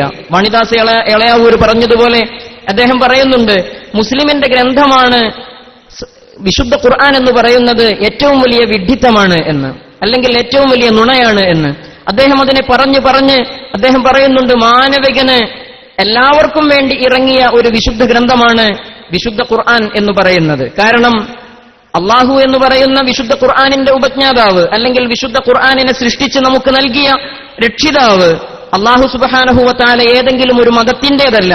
അതുകൊണ്ട് തന്നെ അള്ളാഹുവിന്റെ കലാം, അള്ളാഹുവിന്റെ സംസാരം, അള്ളാഹു പറയുന്ന കാര്യങ്ങൾ അത് ഏതെങ്കിലും ഒരു മതത്തിന് അവകാശപ്പെട്ടതല്ല, എല്ലാ ജനങ്ങൾക്കും അവകാശപ്പെട്ടതാണ് എന്നാണ് അദ്ദേഹത്തിന്റെ ഗ്രന്ഥത്തിൽ രേഖപ്പെടുത്തി വെക്കുന്നത്. വിശുദ്ധ ഖുർആനും സൂറത്തുകളിലെ ഓരോ സൂറത്തുകളിലും വ്യത്യസ്തമായ ഭാഗങ്ങളിലായി ഈ ഒരു സന്ദേശം നമുക്ക് പറഞ്ഞു തന്നുകൊണ്ടിരിക്കുകയാണ്. സൂറത്തുൽ ബഖറയിൽ അല്ലാഹു സുബ്ഹാനഹു വ തആല 21-ാമത്തെ ആയത്തിൽ അല്ലാഹു പറയുന്നത് ശ്രദ്ധിക്കുക, യാ അയ്യുഹന്നാസ്, ഖുർആനിലെ 20ഓളം സ്ഥലങ്ങളിൽ ജനങ്ങളെ എന്ന് വിളിച്ചുകൊണ്ടാണ് വിശുദ്ധ ഖുർആൻ നമ്മെ അഭിസംബോധന ചെയ്യുന്നത്. നമുക്ക് ചിലപ്പോൾ തോന്നാം, യാ അയ്യുഹല്ലദീന ആമനു, സത്യവിശ്വാസികളെ എന്ന് ഖുർആൻ വിളിച്ചിട്ടില്ലേ എന്ന്. എന്നാൽ യാ അയ്യുഹല്ലദീന ഇന്നല്ലദീന കഫറു എന്ന് പറഞ്ഞ് കാഫിരീങ്ങളെയും അതേപ്രകാരം അഹ്ലു കിതാബിനെയും, കിതാബിന്റെ അഹ്ലുകാരെയും ഒക്കെ അഭിസംബോധന ചെയ്തിട്ടുണ്ട് വിശുദ്ധ ഖുർആൻ. തെറ്റിന്റെ ആളുകളെ അതിൽ നിന്ന് സംരക്ഷിക്കാൻ അവരെ നേരിട്ട് വിളിച്ച് നിങ്ങൾ തെറ്റിന്റെ മാർഗത്തിലാണെന്ന് ഉദ്ബോധനം നൽകാൻ വിശുദ്ധ ഖുർആൻ ശ്രമിച്ചിട്ടുണ്ട്. ചുരുക്കി പറഞ്ഞാൽ വിശുദ്ധ ഖുർആനിൽ നാം പണ്ഡിതന്മാർക്കുള്ള നിർദ്ദേശങ്ങൾ വിശുദ്ധ ഖുർആനിലുണ്ട്, പാമരന്മാർക്കുള്ള നിർദ്ദേശങ്ങളും വിശുദ്ധ ഖുർആനിലുണ്ട്. ലോകത്തുള്ള ഏറ്റവും വലിയ ശാസ്ത്രകാരന്മാർക്ക് നിർദ്ദേശം നൽകാനും വിശുദ്ധ ഖുർആനിന് സാധിച്ചിട്ടുണ്ട്. എന്നാൽ ഏതു രംഗത്ത് പ്രവർത്തിക്കുന്ന ആളുകൾക്കും മഹാനായ അബൂബക്കർ സിദ്ദീഖ് റളിയല്ലാഹു അൻഹു പറഞ്ഞതുപോലെ, എന്റെ ഒട്ടകത്തിന്റെ ഒരു കയർ നഷ്ടപ്പെട്ടാൽ പോലും ഞാനത് എന്റെ വിശുദ്ധ ഖുർആനിൽ, നമ്മുടെ വിശുദ്ധ ഖുർആനിലാണ് ഞാനതിനെ തിരഞ്ഞു നോക്കുക എന്ന് അദ്ദേഹം പറഞ്ഞത് വളരെ സത്യമാണ് എന്ന് നമുക്ക് തോന്നുകയാണ്. വിശുദ്ധ ഖുർആനിന്റെ കാര്യങ്ങൾ അങ്ങനെയാണ്. നിങ്ങൾ ഓരോ വിശുദ്ധ ഖുർആനിന്റെ ഓരോ വിശദീകരണവും ഓരോ തഫ്സീറും എടുത്തു നോക്കുക, ഒന്നൊന്നിൽ നിന്നും തികച്ചും വ്യത്യസ്തമാണ്. പല ഭാഗങ്ങളിലും സാമ്യത തോന്നാമെങ്കിലും എപ്പോഴും പുതിയ തഫ്സീറുകൾ ഈ നിമിഷം വരെ ഇറങ്ങിക്കൊണ്ടിരിക്കുകയാണ്. പക്ഷേ ഓരോ തഫ്സീറിലും പുതിയ പുതിയ കാര്യങ്ങൾ. മഹാനായ ഇമാം ശാഫിഈ റഹ്മത്തുള്ളാഹി അലൈഹി പറഞ്ഞതുപോലെ, വിശുദ്ധ ഖുർആനിനെ ഞാൻ എപ്പോഴൊക്കെ പാരായണം ചെയ്തിട്ടുണ്ടോ അപ്പോഴൊക്കെ ഒരു പുതിയ കാര്യം കിട്ടാതെ ഞാൻ എന്റെ പാരായണം അവസാനിപ്പിച്ചിട്ടില്ല എന്ന്. വിശുദ്ധ ഖുർആനിനെ ഞാൻ എപ്പോൾ പാരായണം ചെയ്യുമ്പോഴും എനിക്കൊരു പുതിയ കാര്യം ലഭിക്കാതെ എനിക്ക് ഖുർആനിന്റെ പാരായണം അവസാനിപ്പിക്കേണ്ടി വന്നിട്ടില്ല എന്ന്. ഇതൊരു യാഥാർത്ഥ്യമാണ്. നിങ്ങൾ വിശുദ്ധ ഖുർആനിനെ ഏതെങ്കിലും ഒരു സൂറത്തെടുത്ത് ഇന്നൊരു ക്ലാസ് നടത്തുക, നാളെ അദ്ദേഹത്തെ തന്നെ അതേ സൂറത്ത് ക്ലാസ് എടുക്കാൻ വിളിക്കുക, തികച്ചും വ്യത്യസ്തമായിട്ട് ഒരു പണ്ഡിതനാണെങ്കിൽ അദ്ദേഹത്തിന് അവതരിപ്പിക്കാൻ കഴിയും. കാരണം വിശുദ്ധ ഖുർആനിന്റെ തഫ്സീറുകൾ, വിശുദ്ധ ഖുർആനിന്റെ വ്യാഖ്യാനങ്ങൾ വിശുദ്ധ ഖുർആനിനെ ഇന്ന് ഇതേവരെയും വ്യാഖ്യാനിച്ചു കൊണ്ടിരിക്കുകയാണ്. ഈ അടുത്ത് അൽ-അസ്ഹർ യൂണിവേഴ്സിറ്റിയിൽ ഒരു 10-15 വർഷങ്ങൾക്ക് മുമ്പ് ഖുർആനിന്റെ തഫ്സീറിന്റെ ഒരു പുതിയ രൂപം സൃഷ്ടിക്കപ്പെടുകയുണ്ടായി. തഫ്സീർ മൗലൂഇ എന്ന് പറയുന്ന ഖുർആനിനെ അതിന്റെ വിഷയാധിഷ്ഠിതമായുള്ള പഠനം എങ്ങനെ നടത്താം, ഖുർആനിലെ ഒരു വിഷയമെടുത്ത് അതിലെ ആയത്തുകൾ വെച്ച് ഖുർആനിനെ പരിശോധിച്ച് ഒരു പ്രത്യേക രീതിയിലുള്ള ഖുർആൻ വ്യാഖ്യാനം. ആ വ്യാഖ്യാനം തുടങ്ങുന്നത് അൽ-അസ്ഹർ യൂണിവേഴ്സിറ്റിയിൽ നിന്നാണ്. ഈ അടുത്തൊരു സെമിനാറിൽ പങ്കെടുത്തപ്പോ ഒരു സൗദിയിൽ നിന്നുള്ള ഒരു ഗവേഷക വിദ്യാർത്ഥി അദ്ദേഹം പറയുകയുണ്ടായി, അതിന്റെ പൂർത്തീകരണം ഖുർആൻ മുഴുവനും വിഷയാധിഷ്ഠിതമായി പഠിച്ചുകൊണ്ട് വിഷയത്തെ ബേസ് ചെയ്തുകൊണ്ട് അടിസ്ഥാനപ്പെടുത്തിക്കൊണ്ട് ഖുർആൻ മുഴുവനും വ്യാഖ്യാനം ചെയ്തുകൊണ്ടിരിക്കുകയാണ് സൗദിയിലെ മലിക് ഫൈസൽ യൂണിവേഴ്സിറ്റിയിൽ. അതിപ്പോ അടുത്ത് പുറത്തിറങ്ങാനിരിക്കുകയാണ് എന്ന്. ഇങ്ങനെ എല്ലാ ദിവസങ്ങളിലും പുതിയ തഫ്സീറുകൾ, പുതിയ വ്യാഖ്യാനങ്ങൾ, പുതിയ ചിന്തകൾ കാലത്തിനനുസൃതമായിട്ടാണ്. ഖുർആനിനെതിരെ നമ്മൾ പലപ്പോഴും ഒരു ആരോപണം കേൾക്കാറുണ്ട്. 14 നൂറ്റാണ്ടുകൾക്ക് മുൻപ് ഇറങ്ങിയ ഒരു ഗ്രന്ഥം, അതിൽ പറയുന്ന നിയമസംഹിതകൾ അതെങ്ങനെ ഇന്നത്തെ കാലത്തിന് യോജിച്ചതാകുമെന്ന് പലപ്പോഴും ഖുർആനിന്റെ വിമർശകർ ഉന്നയിക്കുന്ന ഒരു വിമർശനമാണത്. പക്ഷെ സത്യത്തിൽ ഖുർആനിന്റെ വ്യാഖ്യാനങ്ങൾ അല്ലെങ്കിൽ ഖുർആനിന്റെ നിയമസംഹിതകൾ ഇന്ന് വരെ വായിച്ചു തീർന്നിട്ടില്ല എന്നതാണ് യാഥാർത്ഥ്യം. ഓരോ സമയത്തും ഖുർആനിൽ പുതിയ പുതിയ കാര്യങ്ങൾ പുതിയ രീതിയിൽ വ്യാഖ്യാനിക്കാനും പുതിയ രീതിയിൽ കണ്ടെത്താനും നമ്മെ പ്രേരിപ്പിക്കുന്നതാണ് ഖുർആനിന്റെ ശൈലി തന്നെ. എല്ലാവർക്കും മനസ്സിലാകുന്ന ശൈലി, എന്നാൽ എല്ലാവർക്കും മനസ്സിലാകാത്ത ശൈലി. പണ്ഡിതനെ സംബന്ധിച്ചിടത്തോളം ഇനിയും ചർച്ചകൾ ബാക്കിയാണ്. എന്നാൽ പ്രത്യക്ഷത്തിൽ ഖുർആൻ ഒരു പരിഭാഷ എടുത്തു നോക്കുമ്പോൾ നമുക്കൊക്കെ തോന്നും സരളമായ രീതി, ലളിതമായ രീതി, വേഗത്തിൽ മനസ്സിലാക്കാൻ കഴിയുന്ന ഭാഷ എന്നൊക്കെ തോന്നുമെങ്കിലും ഖുർആൻ ഇപ്പോഴും അതിന്റെ വരികൾക്കിടയിൽ ഒരുപാട് ആശയങ്ങൾ ഒളിഞ്ഞുകിടപ്പുണ്ടെന്നാണ് നമുക്ക് മനസ്സിലാക്കാൻ സാധിക്കുന്നത്. വിശുദ്ധ ഖുർആൻ ഇവിടെ നേരത്തെ സൂചിപ്പിച്ചതുപോലെ നൂറാണ്. വിശുദ്ധ ഖുർആൻ ഹുദയാണ്, സന്മാർഗമാണ്, മാർഗദീപമാണ് വിശുദ്ധ ഖുർആൻ. ഖുർആനിനെ കുറിച്ച് തന്നെ ഖുർആൻ പറയുന്നുണ്ട്, ഇന്ന ഹാദൽ ഖുർആന യഹ്ദീ ലില്ലതീ ഹിയ അഖ്വം. ഏറ്റവും നല്ല മാർഗത്തിലേക്കാണ് വിശുദ്ധ ഖുർആൻ ജനതയെ, മനുഷ്യനെ ക്ഷണിക്കുന്നത് എന്ന്.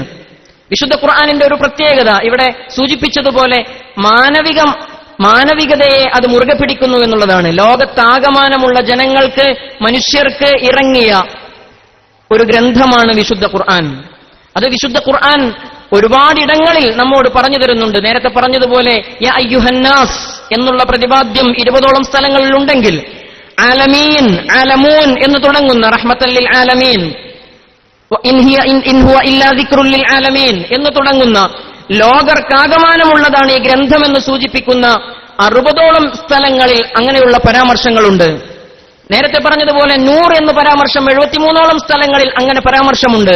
വിശുദ്ധ ഖുർആനിനെ കുറിച്ച് ഇത് ജനങ്ങൾക്ക് മുഴുവൻ മാർഗദീപമാണ്, ജനങ്ങൾക്ക് മുഴുവൻ വഴികാട്ടുന്നതാണ് എന്ന് പറഞ്ഞുകൊണ്ടുള്ള പരാമർശങ്ങൾ വിശുദ്ധ ഖുർആനിൽ എമ്പാടും നമുക്ക് ദർശിക്കാൻ സാധിക്കുന്നു. വിശുദ്ധ ഖുർആൻ എങ്ങനെയാണ് മാനവികതയെ മുറുകെ പിടിക്കുന്നത്, അല്ലെങ്കിൽ മാനവികതയെ മുറുകെ പിടിക്കുന്നു എന്ന് നമുക്ക് എങ്ങനെയാണ് പറയാൻ സാധിക്കുന്നത്? വിശുദ്ധ ഖുർആൻ എല്ലാവരെയും ഉൾക്കൊള്ളാനാണ് ശ്രമിച്ചിട്ടുള്ളത്.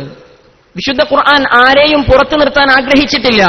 ഞാൻ പറഞ്ഞല്ലോ, യാ അയ്യുഹല്ലദീന ആമനൂ എന്ന് വിളിച്ചതുപോലെ തന്നെ സത്യനിഷേധികൾക്ക് അവർക്ക് നല്ല വഴി സ്വീകരിക്കാനുള്ള മാർഗം വിശുദ്ധ ഖുർആൻ കാണിച്ചു കൊടുത്തിട്ടുണ്ട്. അതേപ്രകാരം അഹ്ലു കിതാബുകാർക്ക്, കിതാബിന്റെ അഹ്ലുകാർക്ക്, ക്രിസ്ത്യൻസ്, അതേപ്രകാരം ജൂതന്മാരായിട്ടുള്ള ആളുകൾക്ക് കിതാബിന്റെ, ഇൻജീലിന്റെയും അതേപ്രകാരം സബൂറിന്റെയും തൗറാത്തിന്റെയും ഒക്കെ ആളുകൾക്ക് നേർമാർഗം കാണിച്ചു കൊടുക്കാനും വിശുദ്ധ ഖുർആൻ ഒരുപാട് ആയത്തുകൾ മാറ്റിവെച്ചിട്ടുണ്ട്. ഇങ്ങനെ എല്ലാ ആളുകളെയും വിളിച്ച്, എല്ലാ ആളുകളെയും കൂടെ നിർത്തി, എല്ലാ ആളുകൾക്കും മാർഗനിർദ്ദേശം നൽകി ഇതൊരു മാർഗദീപമായിട്ട് തന്നെ നിലകൊള്ളുന്നു എന്നതാണ് ഖുർആനിന്റെ ഓരോ ആയത്തും പാരായണം ചെയ്യുമ്പോൾ നമുക്ക് മനസ്സിലാക്കാൻ സാധിക്കുന്നത്. അല്ലാഹു സുബ്ഹാനഹു വ തആല വിശുദ്ധ ഖുർആൻ കൊണ്ട് ഉദ്ദേശിക്കുന്ന മറ്റൊരു കാര്യം, മാനവികന് മാർഗദീപമാണെന്ന് പറയുന്നത് പോലെ തന്നെ നന്മയാണ് വിശുദ്ധ ഖുർആനിന്റെ മുഖമുദ്ര. നല്ല സ്വഭാവം പഠിപ്പിക്കുക, നല്ല സംസ്കാരം പഠിപ്പിക്കുക, ഇതാണ് വിശുദ്ധ ഖുർആനിന്റെ മുഖമുദ്ര എന്ന് പറയുന്നത്. വിശുദ്ധ ഖുർആൻ ഒട്ടനവധി സ്ഥലങ്ങളിൽ ഈ ഒരു കാര്യം നമ്മെ സൂചിപ്പിക്കുന്നുമുണ്ട്. വിശുദ്ധ ഖുർആൻ മുന്നോട്ട് വെക്കുന്ന ഓരോ കർമ്മത്തിന്റെയും അന്ത്യം, ഓരോ കർമ്മത്തിന്റെയും ലക്ഷ്യം കേവലമായ ആ കർമ്മത്തെ ആരെങ്കിലും ഏറ്റെടുത്ത് ചെയ്യുക എന്നുള്ളതല്ല, മറിച്ച് ആ കർമ്മത്തിന്റെ ലക്ഷ്യമായി വിശുദ്ധ ഖുർആൻ പറയുന്നത് നല്ല ഒരു സംസ്കാരം ഇവിടെ ഉണ്ടാകണമെന്നാണ്.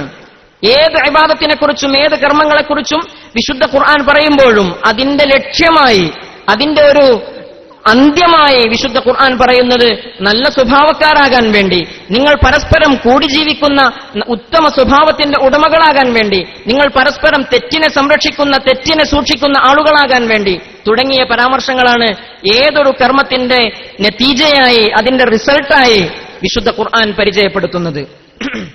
വിശുദ്ധ ഖുർആനിന്റെ ആത്യന്തികമായ ലക്ഷ്യമെന്ന് പറയുന്നത് ഇവിടെ നന്മ പ്രചരിപ്പിക്കുക എന്നുള്ളതാണ്, നല്ല സംസ്കാരം പ്രചരിപ്പിക്കുക എന്നുള്ളതാണ്. അത് വിശുദ്ധ ഖുർആനിന്റെ ഓരോ ആയത്തുകളിലും നമുക്ക് ദർശിക്കാൻ സാധിക്കുന്നു എന്നതാണ് സത്യം. വിശുദ്ധ ഖുർആനിൽ സൂറത്ത് ഇബ്രാഹിമിൽ അല്ലാഹു സുബ്ഹാനഹു വ തആല പറയുന്നുണ്ട്, കിതാബുൻ അൻസൽനാഹു ഇലൈക ലിതുഖ്രിജൻ നാസ മിനൽ ളുലുമാതി ഇലൻ നൂർ. ജനങ്ങളെ ഇരുളിൽ നിന്നും വെളിച്ചത്തിലേക്ക് നയിക്കാൻ, ഇരുളിൽ നിന്നും വെളിച്ചത്തിലേക്ക് നയിക്കാൻ എന്ന് പറഞ്ഞെടുത്ത് മഹാന്മാരായ ഖുർആൻ വ്യാഖ്യാതാക്കൾ ഒട്ടനവധി രൂപത്തിൽ അതിനെ വ്യാഖ്യാനിച്ചിട്ടുണ്ട്. അസത്യത്തിൽ നിന്നും സത്യത്തിലേക്കുള്ള പാത, സംസ്കാരമില്ലായ്മയിൽ നിന്നും സംസ്കാരത്തിലേക്കുള്ള പാത, അറിവില്ലായ്മയിൽ നിന്നും അറിവിലേക്കുള്ള പാത, ഇങ്ങനെ തുടങ്ങി ഒരുപാട് രീതിയിൽ അതിനെ വ്യാഖ്യാനിച്ചിട്ടുണ്ട്. ഇരുളെന്ന് പറഞ്ഞാൽ ഇരുളിന്റെ കൂട്ടാളികളായി അറിവില്ലായ്മയെയും സംസ്കാരമില്ലായ്മയെയും തെറ്റിനെയും പിശാചിന്റെ കൂട്ടാളികളെയും ഒക്കെ കൂടെ ചേർത്തിട്ടാണ് മഹാന്മാരായ മുഫസ്സിറുകൾ, ഖുർആൻ വ്യാഖ്യാതാക്കൾ പരിചയപ്പെടുത്തുന്നത്. എന്നാൽ പ്രകാശത്തിന്റെ ആളുകളായി സത്യം, സംസ്കാരം, സഹിഷ്ണുത, നീതി തുടങ്ങിയ കാര്യങ്ങളെയാണ് പരിചയപ്പെടുത്തി തരുന്നത്. ചുരുക്കി പറഞ്ഞാൽ ഖുർആൻ നമ്മെ ക്ഷണിക്കുന്നത്, അല്ലെങ്കിൽ മാനവനെ ക്ഷണിക്കുന്നത് സത്യമാർഗത്തിലേക്കാണ്, സത്യവിശ്വാസത്തിലേക്കാണ്, സത്യസന്ധതയിലേക്കാണ്, നീതിയിലേക്കാണ്, ധർമ്മബോധത്തിലേക്കാണ്. ഇങ്ങനെ ഒരുപാട് സൽഗുണങ്ങളിലേക്കാണ് വിശുദ്ധ ഖുർആൻ മാനവ ജനതയെ ക്ഷണിക്കുന്നത് എന്ന് വിശുദ്ധ ഖുർആനിൽ നമുക്ക് മനസ്സിലാക്കാൻ സാധിക്കുന്നു. വിശുദ്ധ ഖുർആൻ എല്ലാ സമൂഹത്തെയും ഒരുപോലെ ബഹുമാനിക്കാൻ പഠിപ്പിച്ചിട്ടുണ്ട്. വലഖദ് കറംനാ ബനി ആദം, ആദം സന്തതികളെ നാം ബഹുമാനിച്ചിരിക്കുന്നു എന്ന് വിശുദ്ധ ഖുർആനിൽ അല്ലാഹു പറയുന്നു. ആദം സന്തതികളെ ദൈവം അല്ലാഹു സുബ്ഹാനഹു വ തആല ബഹുമാനിച്ചിരിക്കുന്നു. ആ ആദം സന്തതികളെ ബഹുമാനിക്കേണ്ട ഒരു ദൗത്യം നമുക്കുമുണ്ടെന്ന് വിശുദ്ധ ഖുർആനിൽ അല്ലാഹു സുബ്ഹാനഹു വ തആല നമ്മോട് പറയുന്നു. നിങ്ങൾ ഭൂമിലോകത്തേക്ക് നിയോഗിക്കപ്പെട്ട അല്ലാഹുവിന്റെ പ്രതിനിധികളാണ്. ഇന്നി ജാഇലുൻ ഫിൽ അർളി ഖലീഫ. ഈ ഭൂമിലോകത്തേക്ക് നിയോഗിക്കപ്പെട്ട, ഈ ഭൂമിലോകത്ത് അല്ലാഹു ചെയ്തുകൊണ്ടിരിക്കുന്ന, ഈ പ്രപഞ്ചത്തിൽ അല്ലാഹു ചെയ്തുകൊണ്ടിരിക്കുന്ന കാര്യങ്ങളെ ഏറ്റെടുത്ത് ഭൂമിയിൽ നിലനിർത്തേണ്ട വലിയൊരു ഉത്തരവാദിത്വം മനുഷ്യനുണ്ടെന്നാണ് വിശുദ്ധ ഖുർആൻ നമ്മെ പഠിപ്പിക്കുന്നത്. ഇവിടെ നീതി നടപ്പിലാക്കേണ്ട, ഇവിടെ ധർമ്മബോധം ഉണ്ടാക്കേണ്ട, ഇവിടെ സത്യസന്ധത വളർത്തേണ്ട, ഇവിടെ നന്മയുടെ വിളനിലമാക്കേണ്ട ഉത്തരവാദിത്വം അത് മനുഷ്യനുള്ളതാണ്. മനുഷ്യൻ ദൈവത്തിന്റെ പ്രതിനിധിയായിട്ടാണ് ഭൂമി ലോകത്തുള്ളത് എന്ന് അല്ലാഹു സുബ്ഹാനഹു വ തആല പഠിപ്പിക്കുന്നു. അല്ലാഹു സുബ്ഹാനഹു വ തആല വലഖദ് കറംനാ ബനി ആദം സന്തതികളെ നാം ബഹുമാനിച്ചിരിക്കുന്നു, ആദരിച്ചിരിക്കുന്നു. അല്ലാഹു സുബ്ഹാനഹു വ തആല പറയുന്നു, നിങ്ങളുടെ കൂടെ ജീവിക്കുന്ന, നിങ്ങളുടെ വിശ്വാസത്തിൽ വിശ്വസിക്കാത്ത ആളുകളുണ്ടാകും. ഖുർആൻ മുന്നോട്ട് വെക്കുന്ന വിശ്വാസത്തിൽ വിശ്വസിക്കാത്ത ആളുകൾ ഈ സമൂഹത്തിലുണ്ടാകും, മനുഷ്യകുലത്തിലുണ്ടാകും. പക്ഷേ അവരെ നിങ്ങൾ ആക്ഷേപിക്കരുത്. ലാ തസുബ്ബു ആലിഹതഹും, അവരുടെ ആരാധനാ വിഗ്രഹങ്ങളെ, ലാ തസുബ്ബുല്ലദീന യദ്ഊന മിൻ ദൂനില്ലാഹ്, അല്ലാഹു അല്ലാതെ ആരാധിക്കുന്ന മറ്റു ദൈവങ്ങളെ, വിഗ്രഹങ്ങളെ നിങ്ങൾ ഒരിക്കലും ചീത്ത വിളിക്കരുത്. അങ്ങനെ നിങ്ങൾ ചീത്ത വിളിച്ചാൽ അവർ അറിവില്ലായ്മ കൊണ്ട് അള്ളാഹുവിനെ തിരിച്ചു ചീത്ത വിളിക്കുന്ന ഒരു രംഗമുണ്ടാകും. അതുകൊണ്ട് നിങ്ങൾ ഒരിക്കലും മറ്റു മതസ്ഥരുടെ ചിഹ്നങ്ങളെ, മറ്റു മതസ്ഥരുടെ ആരാധനാപാത്രങ്ങളെ നിങ്ങൾ ഒരിക്കലും നിന്ദിക്കുകയോ അവയെ ചീത്ത വിളിക്കുകയോ ചെയ്യരുത് എന്ന് വിശുദ്ധ ഖുർആൻ പഠിപ്പിക്കുന്നു. ഒരു മനുഷ്യനെ വധിക്കുന്നവൻ അവൻ മനുഷ്യകുലത്തെ മുഴുവൻ വധിച്ചവനെ പോലെയാണ് എന്ന് വിശുദ്ധ ഖുർആൻ പഠിപ്പിക്കുന്നു.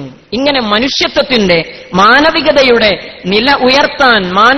വില ഉയർത്താനാണ് വിശുദ്ധ ഖുർആൻ നമ്മെ നിരന്തരം ഉത്ബോധിപ്പിച്ചുകൊണ്ടിരിക്കുന്നത്. വിശുദ്ധ ഖുർആൻ നമ്മെ നയിക്കുന്നത് ഇത്തരം ഉന്നതമായ മൂല്യങ്ങളെ മുറുകെ പിടിക്കാനും ഇങ്ങനെ ഉന്നതമായ മൂല്യങ്ങളെ ജീവിതത്തിൽ പകർത്താനുമാണ് വിശുദ്ധ ഖുർആൻ നമ്മെ പ്രേരിപ്പിച്ചുകൊണ്ടിരിക്കുന്നത്. വിശുദ്ധ ഖുർആൻ ഇറങ്ങിയ അന്നു മുതൽ ഇന്നുവരെ വിശുദ്ധ ഖുർആൻ ഒരു മിറാക്കിളായി, ഒരു വിസ്മയമായി നിലകൊള്ളുകയാണ്. വിശുദ്ധ ഖുർആനിനെ ആരൊക്കെ എതിർത്തിട്ടുണ്ടോ അതെല്ലാം ഖുർആനിന്റെ എത്തുമ്പോ അംഗീകരിക്കുന്നതായിട്ടാണ് നമുക്ക് കാണാൻ സാധിക്കുന്നത്. പുണ്യ റസൂൽ സല്ലല്ലാഹു അലൈഹി വസല്ലമ മക്കയിൽ പ്രബോധനം തുടങ്ങിയ സന്ദർഭങ്ങളിൽ റസൂലുള്ളാഹിയുടെ പാരായണം കേട്ട് സ്ത്രീകളും കുട്ടികളുമൊക്കെ റസൂലുള്ളാഹിയുടെ വലയിൽ വീണുപോകുന്നു എന്ന് ഖുറൈശി പ്രമുഖർക്ക്, റസൂലുള്ളാഹി സല്ലല്ലാഹു അലൈഹി വസല്ലമയുടെ ശത്രുപക്ഷത്തുണ്ടായിരുന്ന ആളുകൾക്ക് വല്ലാതെ അസ്വസ്ഥതയുണ്ടാക്കുന്ന ഒരു കാര്യമായിരുന്നു അത്. റസൂലുള്ള പാരായണം ചെയ്യുമ്പോൾ ചെറിയ കുട്ടികളും സ്ത്രീകളുമൊക്കെ അതിലേക്ക് ആകൃഷ്ടരായി ഖുർആൻ പാരായണത്തിലേക്ക് ശ്രദ്ധിക്കുന്നു എന്നുള്ളത്. അങ്ങനെ അവർ ഒരു ഉത്തരവ് പുറപ്പെടുവിക്കുകയാണ്, ആരും റസൂലുള്ള ഓതുന്നിടത്തേക്ക്, റസൂലുള്ള നമസ്കരിക്കുന്നിടത്തേക്ക് ആരും ചെല്ലരുത്, ശ്രദ്ധിക്കരുത് എന്ന്. പക്ഷേ തീരുമാനമെടുത്ത നേതാക്കൾ തന്നെ ഇതെന്താണെന്നറിയാൻ റസൂലുള്ളാഹി സ്വല്ലല്ലാഹു അലൈഹി വസല്ലമ നമസ്കരിക്കുന്ന റസൂലുള്ളാഹിന്റെ വീടിന്റെ അടുത്തേക്ക് രഹസ്യമായി വന്നെത്തുകയും ഖുറൈശി പ്രമുഖരിൽപ്പെട്ട 3 ആളുകൾ പരസ്പരമറിയാതെ അവിടെ വെച്ച് സംഗമിക്കുകയും നിരന്തരം 2-3 ദിവസം സംഭവം ആവർത്തിക്കുകയും ചെയ്യുകയും ഇനി ഒരിക്കലും സംഭവിക്കരുതെന്ന് പറഞ്ഞ് പിരിയുകയും ചെയ്ത സന്ദർഭം എന്ന് പറഞ്ഞാൽ അവർ തന്നെ അറിയാതെ ഖുർആനിലേക്ക് ആകൃഷ്ടരാകുകയാണ്. ലോകത്തിന്നും ഖുർആനിനെ വിമർശിക്കുന്ന, ഖുർആനിനെ ശത്രുപക്ഷത്ത് കാണുന്ന ആളുകൾ ഖുർആനിന്റെ അടുത്തെത്തുമ്പോ ഖുർആനിൽ വീണുപോകുന്ന അല്ലെങ്കിൽ ഖുർആനിനെ അംഗീകരിക്കുന്നതായിട്ടാണ് നമുക്ക് കാണാൻ സാധിക്കുന്നത്. ഖുർആൻ, ഞാൻ പറഞ്ഞല്ലോ, ഖുർആനിന്റെ എല്ലാ ഭാഗങ്ങളും അള്ളാഹു ഇഅ്ജാസായി, അള്ളാഹു അമാനുഷികമായി നിലനിർത്തിയിട്ടുണ്ട്. ഖുർആന്റെ പാരായണം കേട്ട് ഇസ്ലാമിലേക്ക് വന്നവർ, ഖുർആനിന്റെ അർത്ഥം, ആശയം അത് കേട്ട് അത് മനസ്സിലാക്കി ഇസ്ലാമിലേക്ക് വന്നവർ, ഖുർആൻ പറഞ്ഞ ശാസ്ത്രീയ സത്യങ്ങൾ, മോറിസ് ബുക്കായെ പോലെയുള്ളവർ, അദ്ദേഹം പറയുന്നത് നമ്മൾ ഓർക്കേണ്ട ഒരു വിഷയമാണ്. ഖുർആൻ ഞാൻ എടുത്തു നോക്കുമ്പോ ശാസ്ത്രം പറഞ്ഞ ഒരു കാര്യം പോലും ഖുർആൻ പറഞ്ഞതിൽ ഒരു കാര്യം പോലും ശാസ്ത്രം പറഞ്ഞതിന് വിരുദ്ധമായിട്ട് എനിക്ക് കാണാൻ സാധിച്ചില്ല എന്ന് അദ്ദേഹം എഴുതി വെക്കുന്നുണ്ട്. ഖുർആൻ ശാസ്ത്രീയമായ കാര്യങ്ങളിൽ, ഖുർആൻ നൽകുന്ന സദാചാരബോധത്തിൽ, ഇതിലൊക്കെ ആകൃഷ്ടരായി ഇസ്ലാം പുൽകിയ ഒരുപാട് ആളുകളെ നമുക്ക് കാണാൻ സാധിക്കും. ഖുർആന്റെ മാധുര്യമായ അതിന്റെ ശബ്ദം, ഖുർആൻ ഓതുന്നയാളുടെ ശബ്ദം കേട്ട് ഇസ്ലാമിലേക്ക് കടന്നു വന്നവർ, ഖുർആന്റെ മധുരതരമായ ഗീതത്തിലുള്ള ഖുർആന്റെ പാരായണം ചികിത്സക്കുള്ള ഒരു മാർഗമായി വരെ ഇന്ന് സ്വീകരിച്ചുകൊണ്ടിരിക്കുകയാണ്. ലോകം ഖുർആനിനെ വല്ലാതെ, നമ്മളൊന്നും അറിയാതെ ഖുർആനെ വല്ലാതെ ഉൾക്കൊണ്ടുകൊണ്ടിരിക്കുകയാണ്. ഒരു പക്ഷേ മുസ്ലിങ്ങളെക്കാൾ ഏറെ ഖുർആനിനെ പഠിച്ചുകൊണ്ടിരിക്കുന്നത് ഇന്ന് അമുസ്ലിങ്ങളാണെന്ന് പറഞ്ഞാൽ അത് തെറ്റാകില്ല എന്നാണ് എനിക്ക് തോന്നുന്നത്. ഖുർആനെ കുറിച്ചുള്ള വലിയ വലിയ ഗ്രന്ഥങ്ങൾ, ഇവിടെ നേരത്തെ സുഹൃത്ത് സൂചിപ്പിച്ചതുപോലെയുള്ള വലിയ വലിയ ഗ്രന്ഥങ്ങൾ, ആധികാരികമായ ഖുർആനിനെ കുറിച്ചുള്ള ഗ്രന്ഥങ്ങൾ ഒരുപാട് എഴുതിയിട്ടുള്ളത് അമുസ്ലിങ്ങളായിട്ടുള്ള നമ്മുടെ സുഹൃത്തുക്കളാണ്. ഖുർആൻ എല്ലാവർക്കും ഒരു പഠന വിഷയമാണ്.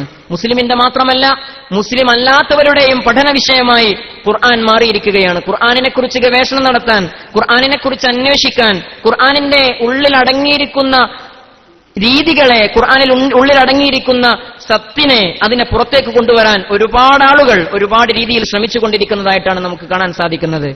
ഏതായാലും ഖുർആൻ മാനവികന്റെ മാർഗദീപമാണെന്ന കാര്യത്തിൽ നമുക്കൊട്ടും സംശയമില്ല. നമുക്കൊക്കെ തോന്നും ഒരു പക്ഷേ നമുക്ക് മാത്രം അള്ളാഹു ഇറക്കിത്തന്ന ഏതോ ഒരു വിശിഷ്ട ഗ്രന്ഥമാണെന്ന്. പക്ഷേ വിശുദ്ധ ഖുർആനിനെ മനസ്സിലാക്കിയ ഏതൊരാളും പറയുന്നത് ഇത് മുസ്ലിമിന്റെ മാത്രമല്ല, ലോകത്തെ എല്ലാവരെയും വിളിച്ചുകൊണ്ട് ഒരു കുടക്കീഴിൽ നിർത്തുന്ന ഒരു വിശുദ്ധ ഗ്രന്ഥമാണ് വിശുദ്ധ ഖുർആൻ. അല്ലാഹു സുബ്ഹാനഹു വ തആല വിശുദ്ധ ഖുർആനിനെ നല്ല രീതിയിൽ മനസ്സിലാക്കാൻ സൗഭാഗ്യം നൽകുമാറാകട്ടെ. സമയപരിമിതി മൂലം നിർത്തുകയാണ്. അല്ലാഹു നന്നായി ഖുർആനിനെ മനസ്സിലാക്കി ഖുർആനിനെ ജീവിതത്തിൽ പകർത്തി അല്ലാഹു സുബ്ഹാനഹു വ തആല നല്ല ജീവിതത്തിന് ഉടമയാകാൻ നമുക്കൊക്കെ തൗഫീഖ് നൽകുമാറാകട്ടെ. വ ആഖിറു ദഅവാനാ അൽഹംദുലില്ലാഹി റബ്ബിൽ ആലമീൻ. വസ്സലാമു അലൈക്കും വറഹ്മത്തുള്ളാഹി വബറകാതുഹു.